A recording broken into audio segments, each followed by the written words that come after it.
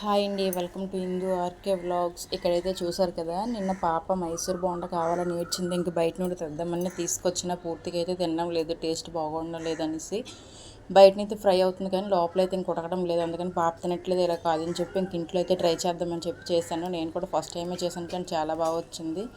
ఒక బౌల్లో పెరుగు తీసుకోవాలి, కప్పు పెరుగు తీసుకొని అందులో కొంచెం వంట సోడా వేసుకొని అది బాగా బీట్ చేసుకోవాలి. అందులో కొంచెం బబుల్లా ఫామ్ అవుతుంది. అలా ఫామ్ అయ్యేటప్పుడు 2 కప్పులు మైదాపిండి వేసుకోవాలి. 2 కప్పులు మైదాపిండి వేసుకొని బాగా అది కూడా బీట్ చేసుకోవాలి. అందులో ఒక 2 స్పూన్ల ఆయిల్, 2 స్పూన్లు వరిపిండి ఉంటుంది కదా, బియ్య పిండి, అది కూడా వేసుకోవాలి.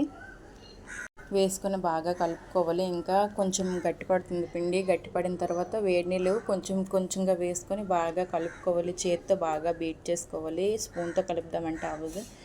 అలాగే గట్టిగా కొంచెం కొంచెం వాటర్ వేసుకుంటూ బాగా బీట్ చేసుకోవాలి. ఆ పిండిని అయితే బాగా బీట్ చేసుకున్న తర్వాత ఒక అరగంట సేపు పక్కన పెట్టుకున్నామంటే మూత పెట్టేసి బాగా నానిపోద్ది. పక్కన మూత పెట్టేటప్పుడు దానిపైన అయితే మనం కొంచెం ఆయిల్ వేసుకొని మూత పెట్టుకోవాలి, లేదంటే పిండి ఆరిపోద్ది. ఆయిల్ వేసి మూత పెట్టి పక్కన పెట్టుకున్నాక అరగంట సేపటికి బాగా పిండి నానిపోద్ది. మనం బోండాలు వేసే ముందు కొంచెం జీలకర్ర వేసుకొని పిండిని మళ్ళీ బాగా బీట్ చేసుకోవాలి.